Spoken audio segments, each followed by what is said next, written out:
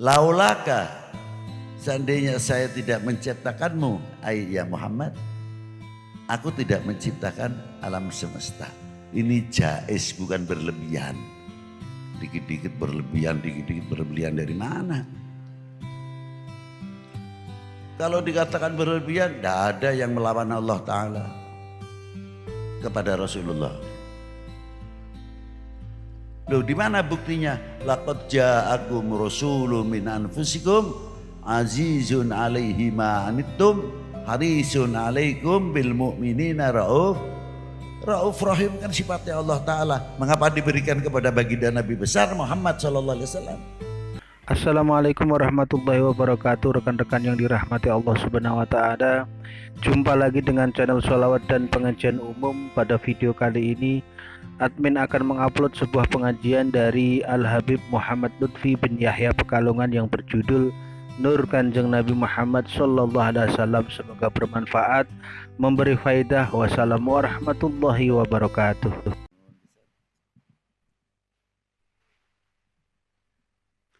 Assalamualaikum warahmatullahi wabarakatuh. Alhamdulillahil awwalu bila ibtida wal akhiru bila intiha. Jami'u sifatil ulia wal izzati wal kibriya. Wassalatu wassalamu ala imami ahli safai wal wafa. Sayyidina wa maulana Muhammadin qutbil anbiya wal awliya. Khairid dawa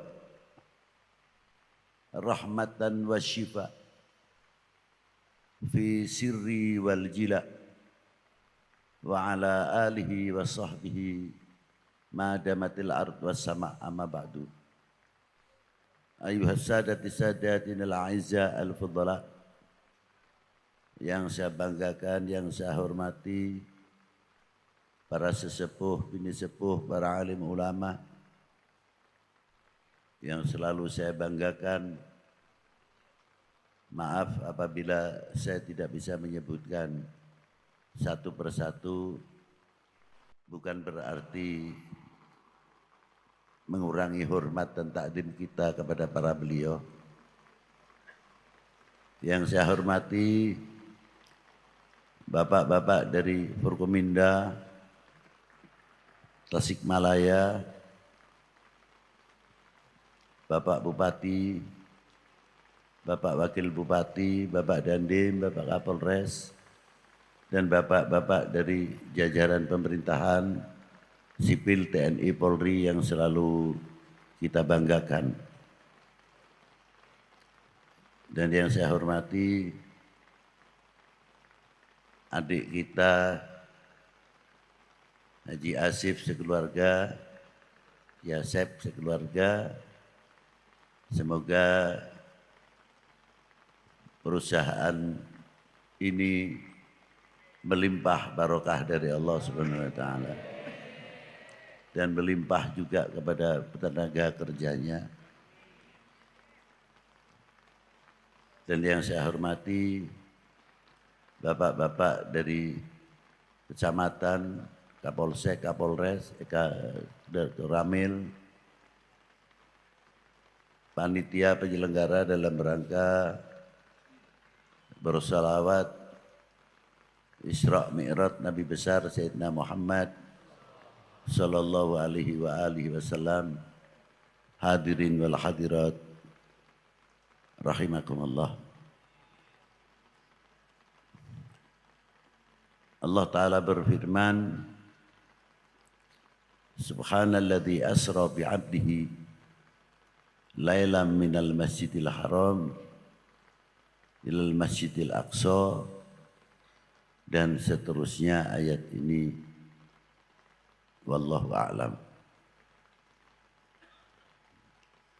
Ayat ini dibagi, yang pertama menunjukkan keagungan Allah Subhanahu wa Ta'ala yang diawali dalam ayat pakai subhana.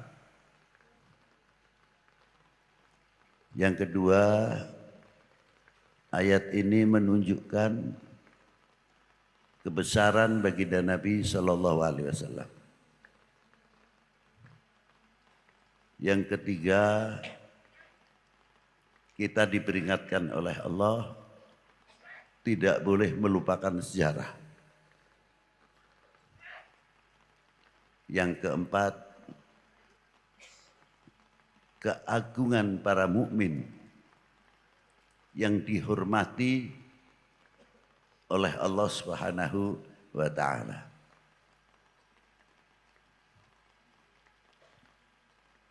Kalimatus subhana ini memang memerlukan cara pengupasan, jelas terlibatnya ilmu pengetahuan umum. Karena di sini awalnya subhana, maha suci Allah dari sifat-sifat kekurangan.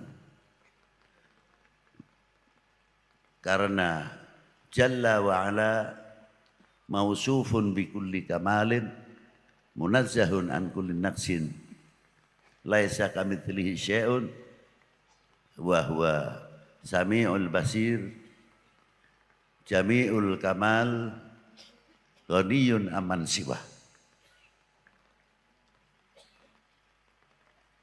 Allah Ta'ala menciptakan bumi langit ini Baja'izun lahu fi'lu kulli mumkinin aw tarku.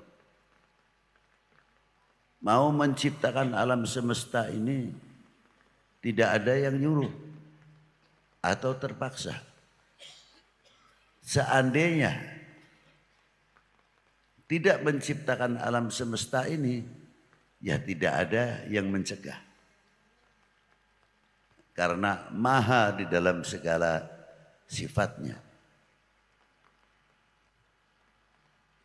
Dari itu Allah Ta'ala menciptakan di antaranya walladzi khalaqas samawati wal ardh, yang menciptakan bumi langit tersebut pasti ada awalnya. Nah, keawalan itu tersebut adalah latar belakang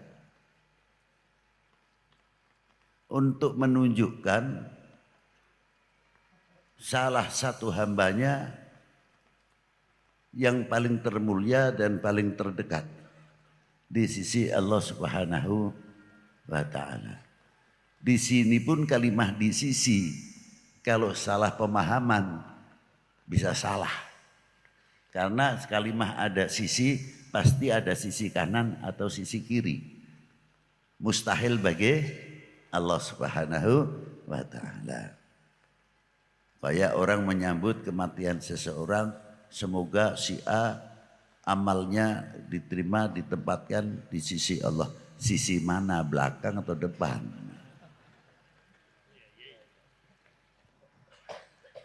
Apalagi terkadang sedikit-sedikit kita berkata, apa kata yang di atas, tolong dihindari ini.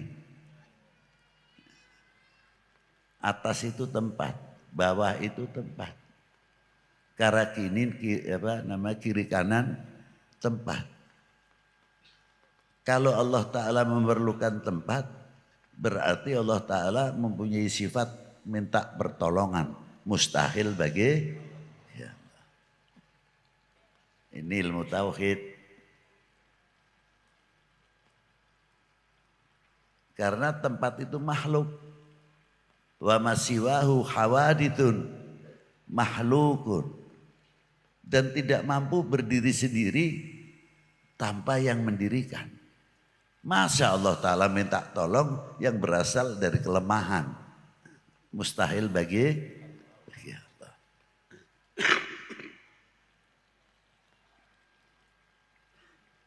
Siapakah yang pertama kali yang diciptakan oleh Allah? Karena Allah Ta'ala menciptakan baginda Nabi besar Sayyidina Maulana Muhammadin li'u'arrifahum, untuk memberitahu satu hadis oleh malaikat Jibril datang kepada Rasulullah. Beliau bersabda untuk menyampaikan salamnya Allah Ta'ala kepada Rasulullah dan firmannya Allah Ta'ala dalam hadis qudsi, in akhadtu Ibrahima khalilah faqad akhadtuka habibah. Allah Ta'ala telah menciptakan Nabi Allah Ibrahim dan diberi pangkat khalil, maknanya kekasih. Tapi ketika kepada Rasulullah, wa in akhadtuka habiban, tapi aku menciptakan kamu ya habibi, artinya ya Muhammad. Habibah, makna habib dengan makna khalil tidak jauh. Yang tinggi yang mana? Habib. Kalimatul habib lebih tinggi daripada kalimatul khalil. Wa khalaqtud dunya wa ahlaha, dan aku menciptakan dunia atau alam semesta ini li'u'arrifahum, untuk memberitahu kepada penghuni alam semesta ini karomataka wa manzilataka indi, kedudukanmu, kebesaranmu di dalam aku. Laulaka, seandainya saya tidak menciptakanmu ai ya Muhammad, aku tidak menciptakan alam semesta. Ini jaiz, bukan berlebihan. Dikit-dikit berlebihan, dikit-dikit berlebihan dari mana? Kalau dikatakan berlebihan, tidak ada yang melawan Allah Ta'ala kepada Rasulullah. Loh, di mana buktinya?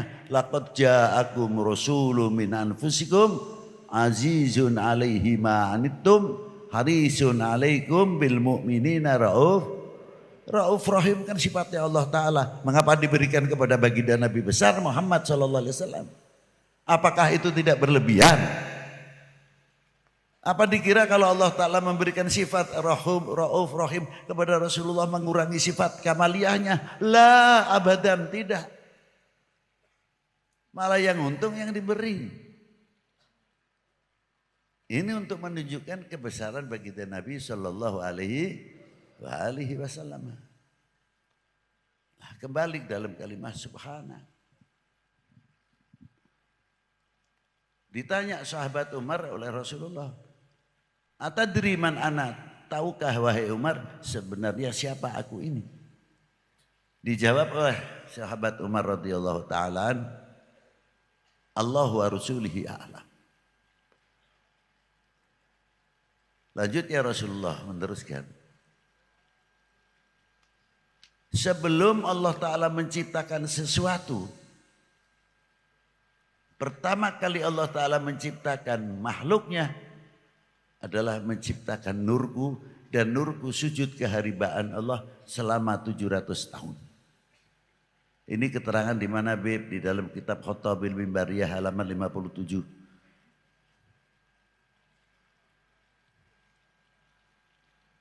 Diteruskan hadis ini. Wala fakhor, saya tidak sombong, tidak bangga. Ditanya lagi sahabat Umar, pertanyaannya sama. Dijawab lagi sama Rasulullah, ketahuilah ya Umar, sebelum Allah Ta'ala menciptakan sesuatu, pertama kali menciptakan nurku. Dan setiap Allah Ta'ala menciptakan nurku, setiap yang diciptakan oleh sebab nurku, nurku sujud kehadiran Allah selama 700 tahun. Wal kursi min nuri, Allah menciptakan kursi dari nurku. Wal arsyu min nuri, ars dari nurku. Wallahi wal qalam, menciptakan lauhil mahfud wal qalam min nuri wa khalaqal jannah min nuri wa khalaqash syamsa wal qamari wal nujum. Allah Ta'ala menciptakan matahari, bintang, bulan min nuri. Yang hebat terakhirnya. Dan setiap Allah Ta'ala menciptakan sesuatu diambilnya dari nurnya Rasulullah. Nurnya baginda Nabi sujud selama 700. Apa terakhir ini? Wa khalaqa nurul ma'rifah fi qulubil mu'minin min nuri wala fakhar. Maka cahaya makrifah yang diberikan di tempatkan di lubuk mukmin itu pernah Rasulullah sujud 700 tahun untuk siapa? Al-mu'minun. Luar biasa sekali rahasianya. Sujudnya kepada Allah. Dari sinilah dahulu makna subhah.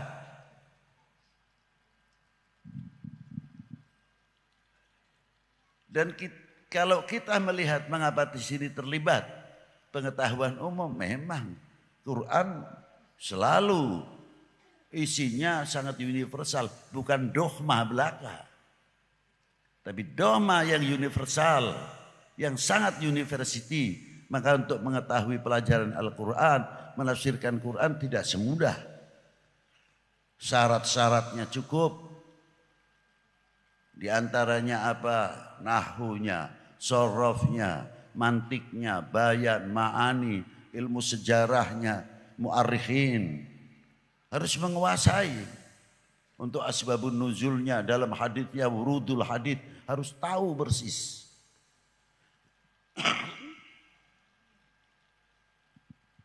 Nah, Allah Ta'ala menciptakan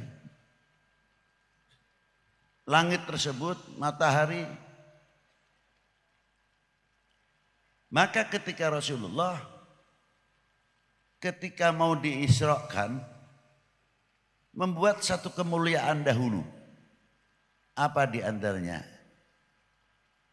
Dibedah dahulu. Aneh kan?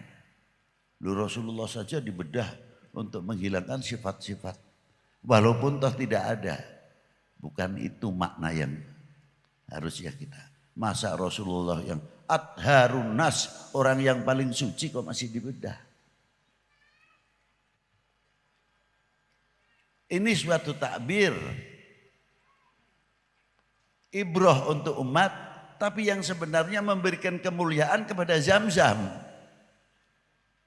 Seperti ketika kita haji, umroh, atau haji berebut mencium hajar. Karena hajar aswad pernah dicium oleh Rasulullah SAW. Yang menjadi pertanyaan, hajar aswad mulia sebab Rasulullah, apa Rasulullah mulia sebab pencium Ka'bah? Ayo. Yang mulia siapa? Rasulullah. Hajar aswad mulia karena dicium oleh Rasulullah. Nah, Zam-zam juga sama. Zam-zam kita minum, mulia Zam-zam karena sebab baginda Nabi, bukan baginda Nabi mulia karena dicuci oleh Zam-zam. Loh. Aja salah nafsir ke. Maka diangkatlah Rasulullah, ringkas saja. Ketika berangkat, itu yang namanya langit sab 1, tidak usah sab 2. Perubahan alam, perubahan cuaca, lain sebagainya. Rasulullah melewati itu. Dan melewati batas yang namanya ionosfer. Itu udara yang paling panas. Benda apapun kalau melewati itu meleleh. Tidak bisa. Tapi kenapa Rasulullah tidak berpakaian astronot? Hanya buruk, santai saja sampai.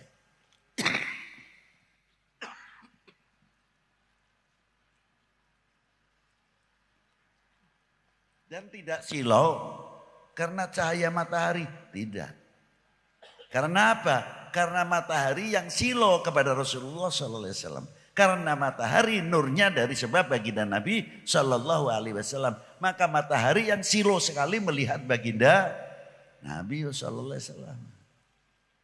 Komentarnya sama, Muhammad manusia biasa. Lalu kalau manusia biasa, lalu kita ini yang manusia apa?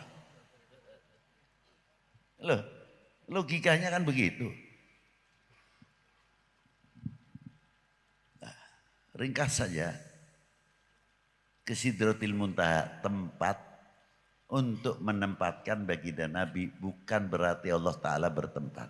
Jais Allah Ta'ala menempatkan seperti Nabi Musa di Gunung Turisin.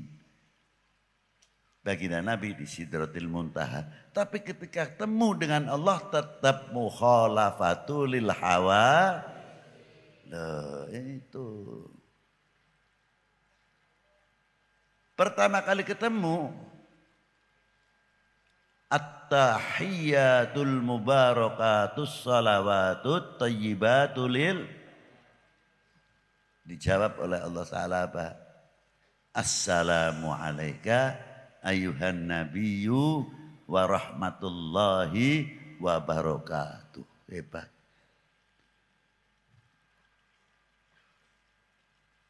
Begitu mendengar salam dari Allah Ta'ala, muncul sifat kepedulian baginda Nabi. Bukan, jangan untuk saya saja ya Allah. Sujud ketika itu, ketika Rasulullah mendapat assalamu alayka ayuhan nabiyyu wa rahmatullahi wa barakatuh. Rasulullah sujud langsung. Ditanya, bangun ya Muhammad. Tidak langsung bangun, Rasulullah minta. Diijabah dahulu permintaannya apa? Assalamu alayna wa ala ibadillahi sholihin. Kita makan enak di restoran saja. Kebetulan dapat rezeki. Boro-boro ingat kabar budak nu di bumi. Mumpung ayak keneh duit. Nyate mah tinggal nyate. Opor mah tinggal opor. Barudak mah tinggal barudak gitu aja. Punten bahasa Inggris sekedar.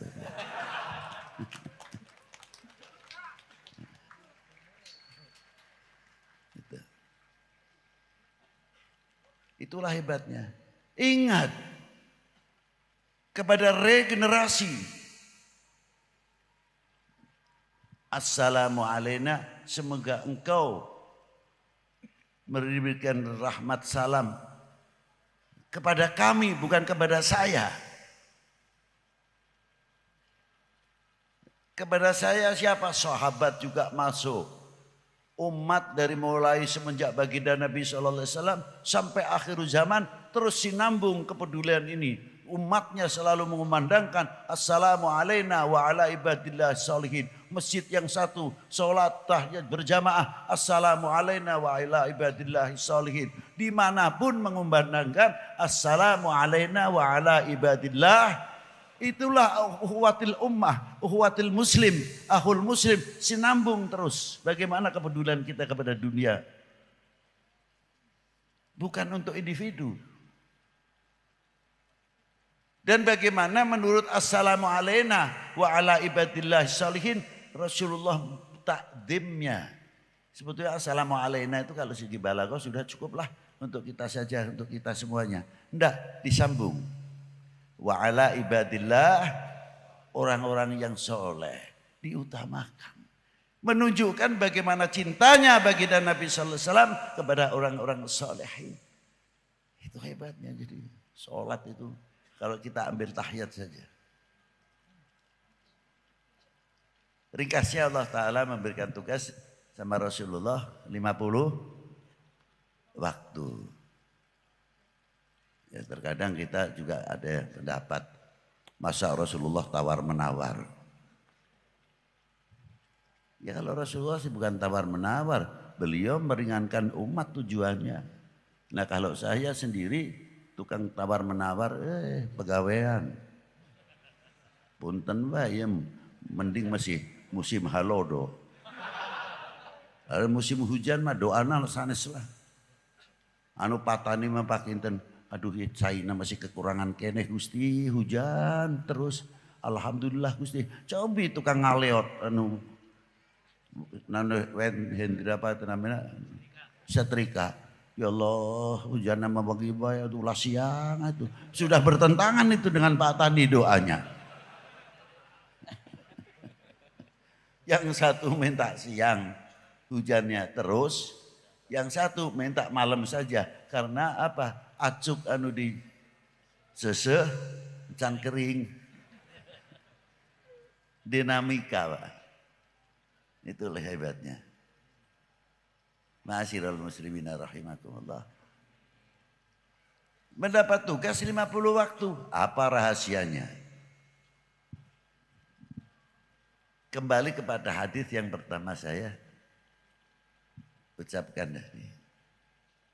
Aku tidak menciptakan engkau ya Muhammad terkecuali untuk menunjukkan kebesaranmu, keagunganmu. Itulah. Nah, maka diberi 50 waktu. Rasulullah dengan akhlaknya yang luar biasa tidak terus menawar. Wah, umat saya tidak kuat ya Allah. Tidak. Di sina maqamatil mahmud.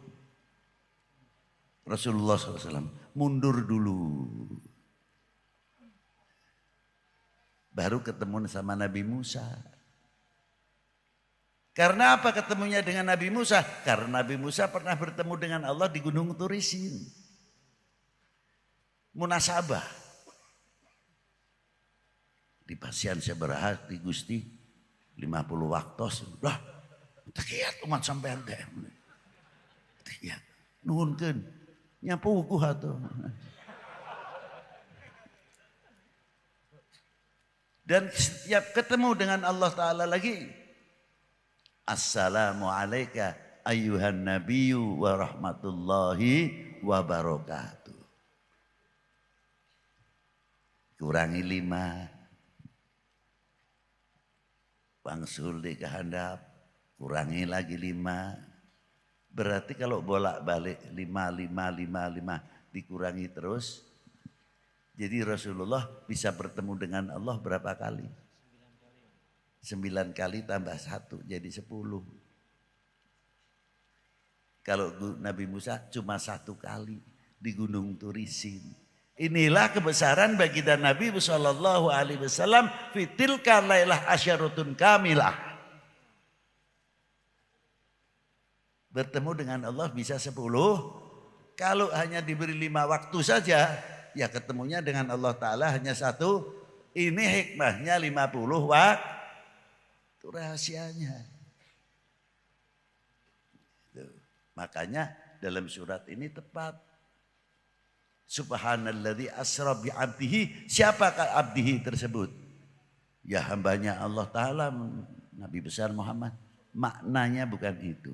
Maknanya abdun man kamila ubudiyatihi. Seorang hamba yang sempurna dalam maqamatil ubudiyahnya. Bukan asal makna hamba, bukan. Nah, ini. Makanya keistimewaan luar biasa. Ini khusus. Kembali seterusnya ayat. Minal masjidil haram ilal masjidil aqsa. Ada apa? Apanya memperjalankan masalah buruk. Isra ini hanya dari Masjidil Haram ke Masjidil Aqsa. Lah. Ada rahasia yang cukup. Ada apa? Ada sejarah yang luar biasa peninggalan Karuhun. Yang diperintah oleh Allah Ta'ala membangun Ka'bah. Maaf bukan partai. Loh maaf ini loh. Nanti bisa salah persepsi saya yang salah nanti. Loh. Itu. Khidir Ismail dan lainnya siapa? Nabi Allah Ibrahim. Nenek moyang baginda Nabi SAW. Untuk apa? Jangan sekali-kali melupakan sejarah. Minal Masjidil Haram ilal Masjidil Aqsa. Masjidil Aqsa pun sumber sejarah. Bagaimana turunan Nabi Allah Ishak yang membangun sampai Masjidil Aqsa. Keturunan Nabi Allah Ibrahim. Satu sisi Makkatul Mukarramah, yang satu Masjidil Aqsa. Dua-duanya mengandung sejarah yang luar biasa. Al-Quran. Bahkan tidak cukup dari itu. Sampai nama pun menjadi catatan supaya kita-kita ini tidak melupakan sejarah. Dari nama para nabi sampai nama wali perempuan dalam Al-Quran. Surat apa? Ibrahim. Surat siapa? Surat Nuh. Surat Yusuf. Yunus. Hud. Ada yang perempuan waliyah. Surat Maryam. Coba. Untuk apa? Supaya kita tidak melupakan sejarah.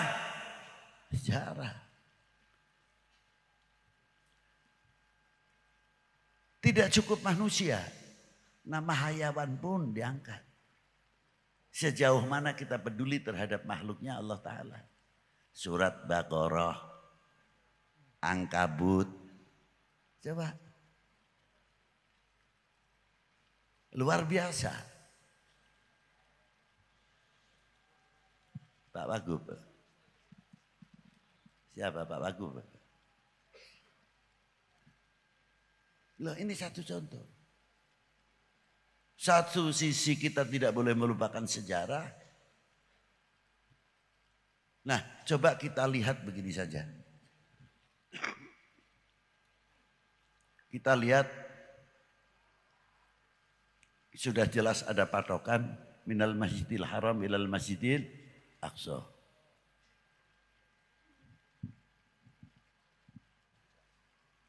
Wali 9 nenek moyangnya bagaimana mengikuti jejak baginda Nabi SAW. Pertanyaannya, mengapa Rasulullah dihijrahkan ke Madinah? Mungkin di sini hanya banyak yang menerangkan tekanan-tekanan dari kafir Quraisy pada waktu itu. Lah, seandainya tidak ada tekanan, apalagi tidak ada hijrah. Hijrah tetap maujud. Sudah tertulis. Tak ada halangan atau tidak, tetap akan dihijrahkan ke Madinah. Mengapa pilihannya Madinah? Padahal semenanjung Arabia pada waktu itu sudah maju. Kenapa pilihannya Madinah?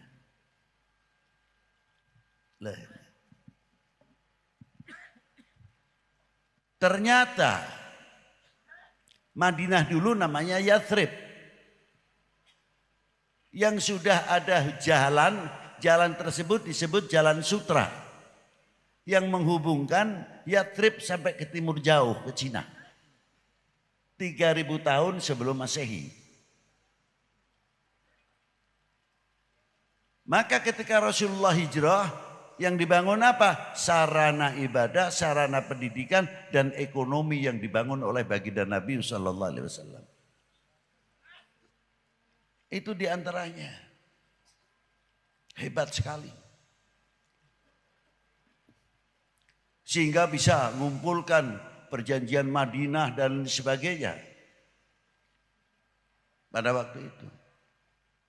Jadi kalau kita tafsirkan panjang mungkin insya Allah hijrahnya Rasulullah. Kalau kita tirukan Allahu Akbar, bangun masjid. Allahu Akbar, bangun sarana ekonomi. Allahu Akbar, bangun marketing. Allahu Akbar, bangun pertanian.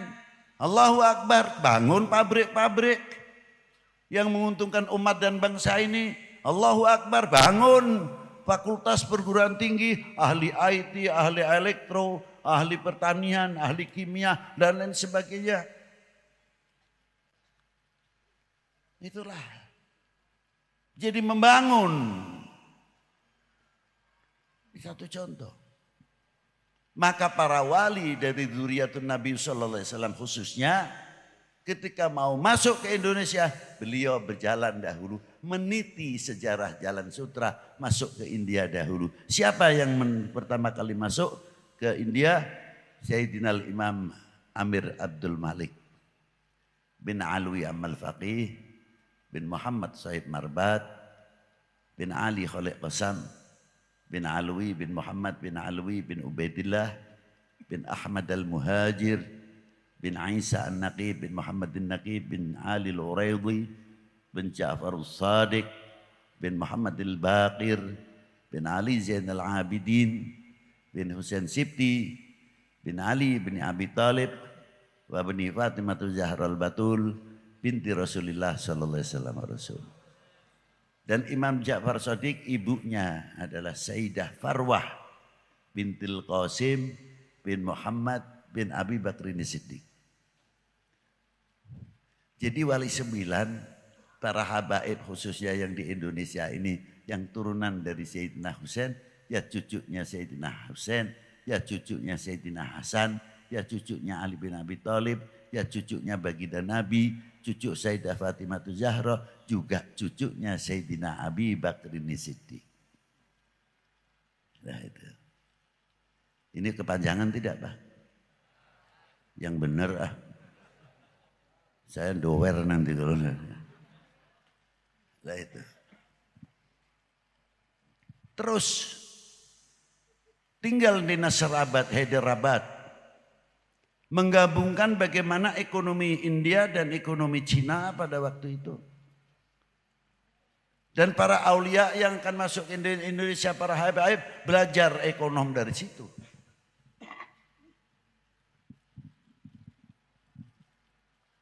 Beliau membawa ekonomi, ahli astronomi, ahli kedokteran, ahli pertanian. Banyak yang digapai ilmunya untuk pembekalan masuk ke Indonesia, bukan pedang. Nah itu, masuk ke Indonesia dengan jalur ekonomi. Kalau saya bawa dagangan, masuk ke rumahnya orang, Assalamualaikum, Waalaikumsalam. Aduh, di mana Pak? Kalongan biasa Pak. Wah batik biasa Pak, Kalongan mah. Terus tepang. Ente nanya, ente curiga. Udah batikna seueur nu dibantun. Aduh Pak, ningalan be menang tahan tuh. Wih mangga tuh. Langsung Pak tepang. Coba kalau kita pakai begini-begini. Langsung, Assalamualaikum. Waalaikumsalam. Kenal Islam? Ingin belajar Islam? Bubar orang itu.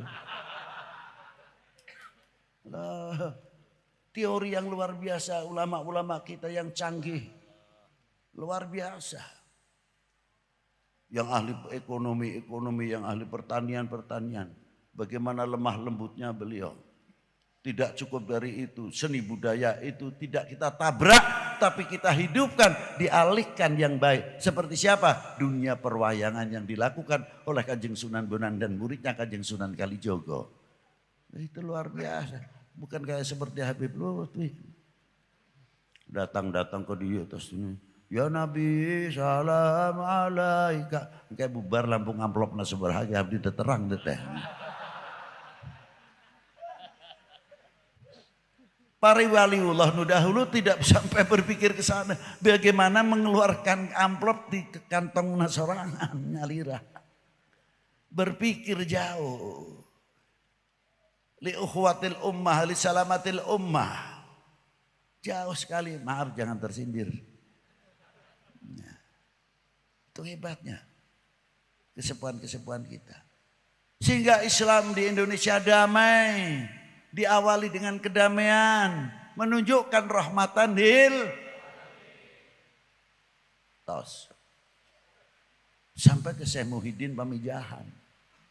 Bagia di Tasik. Gaduh Syekh Muhyiddin Pamijahan. Mursyid Torekoh yang luar biasa. Dalam Satoriyah, dalam Qadiriyah, Sadeliyah, tapi yang diamalkan Satoriyah terutama. Pertama kali beliau dilahirkan di Jogja. Setelah dewasa beliau belajar kepada Syekh Abdul Rauf Singkil. Di babak gurunya ziarah ke Baghdad. Pulang dapat tugas mensiarkan tarekohnya pertama kali di Jogja.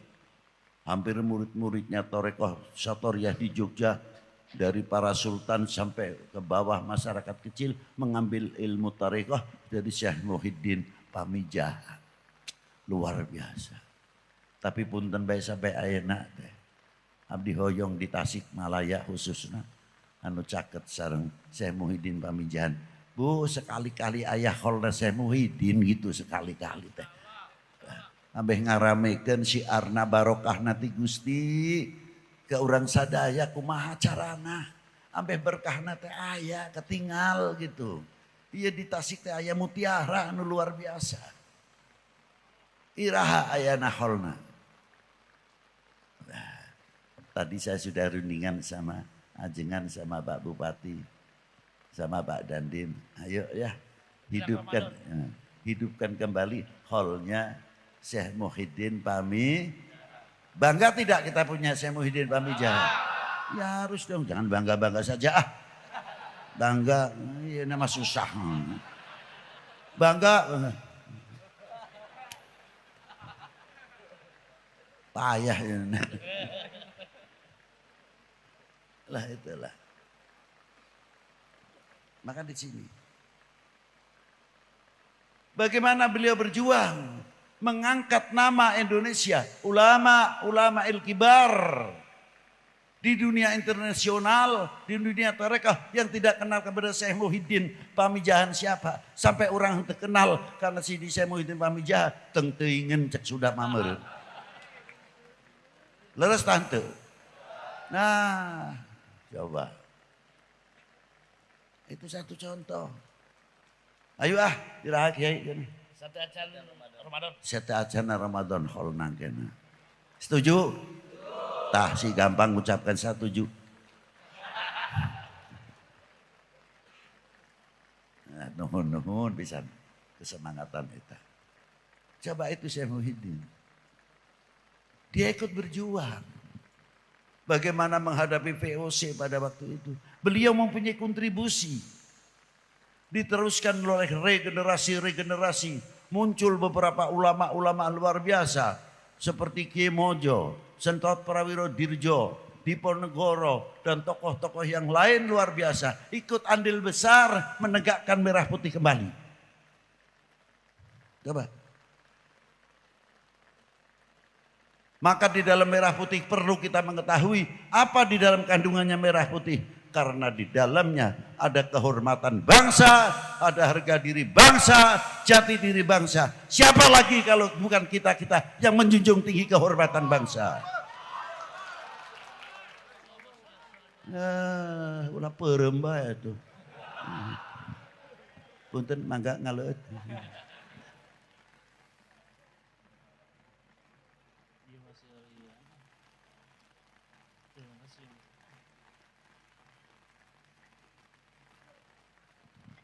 Nah itulah hebatnya. Sehingga apa yang diperjuangkan oleh para leluhur, pertanyaannya cuma satu. Kita wajib mencintai bangsa dan tanah.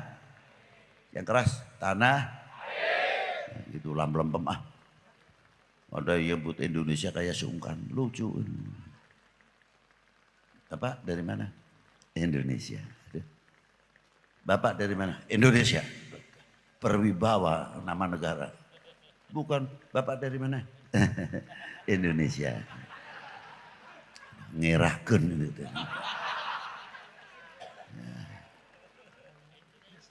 Jawab yang tegas. Sebab ketegasan itu menunjukkan kebanggaan kepada tanah airnya. Kebanggaan kepada bangsanya. Indo! Nah, kan gitu kedahana. Harus. Diparahin dulu. Harus diparahin dulu. Marahin dulu. Itu Pak, dapat. Ya, Marahin dulu. Kepanggil. Nah. Ini satu contoh. Itulah. Ma'asyiral muslimin rahimakumullah. Jadi dalam bendera ini ada rahasia walaupun tidak berhuruf. Satu, kehormatan bangsa, harga diri bangsa, jati diri. Gitu. Kalau tidak kita sendiri yang menghormati, mau menunggu bangsa lain supaya masuk ke Indonesia lagi. Setuju? Nah, buktikan kalau tidak. Tunjukkan jati diri. I am Indonesian, from Indonesian, to Indonesian. Saya love Indonesian. Saya bangga menjadi bangsa Indonesia. Saya bangga menjadi anak Indonesia. Harusnya begitu. Jangan, dari mana? Indonesia. Sudah jawab ya kayak sungkan. Dari mana? Indonesia. La ilaha illallah. Kalau kita berani menunjukkan yang demikian, insya Allah jati diri bangsa, keutuhan negara ini, ketahuan bangsa ini semakin kokoh, semakin kokoh. Sebab apa?